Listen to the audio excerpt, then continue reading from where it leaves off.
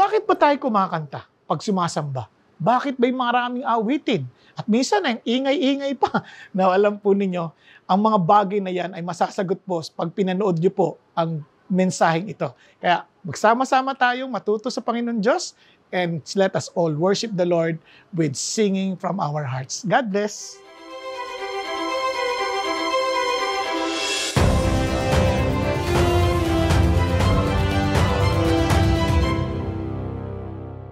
Di man natin alam kung kailan eksakto ang dating ni Lord, but one thing for sure, He will come again and will bring judgment to all of us with equity, with righteousness, and with faithfulness.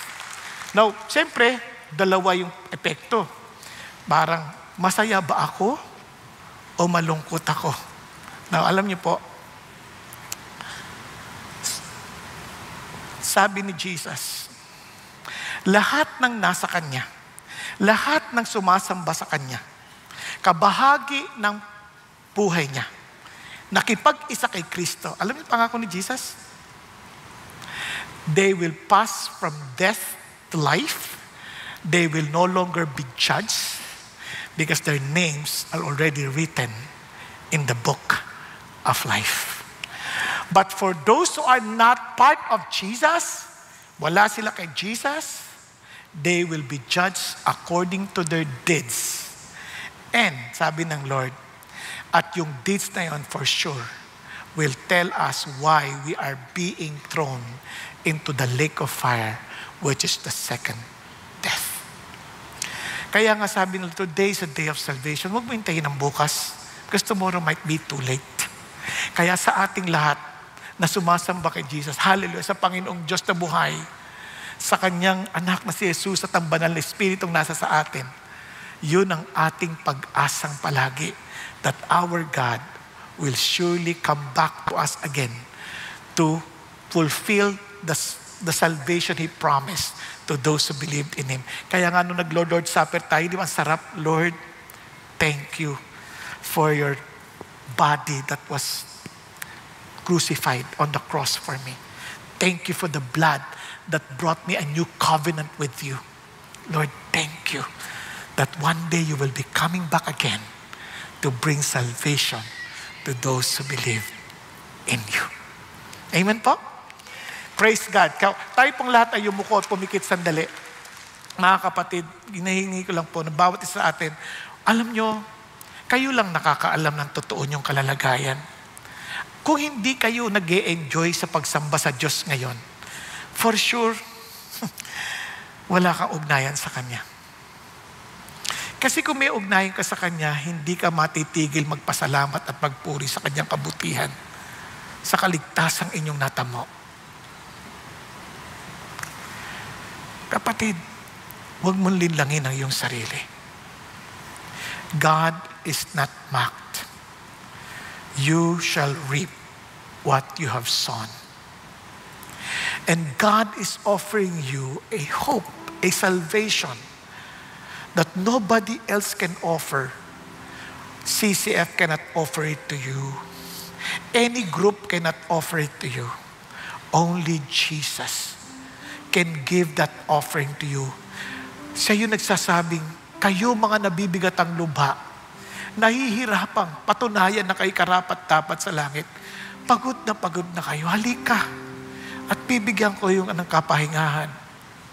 Matuto kayo sa akin sapagkat ako'y mahinahon at mapagpakumbaba. Huwag ka nang magmalaki na pinipilit mong iligtas ang iyong sarili at pilit mong tinatanggi na si ako ay naparito para sa iyo, namatay para sa iyo, nabigay ng buhay para sa iyo.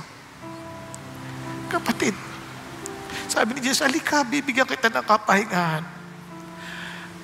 Kunin mo ang aking pamato. Sapagkat ang pamato ko'y magaan at angkop sa iyo. At doon makakaranas ka ng kapahingahan. Anong ibig sabihin nun? Ako ang maging magsasaka mo.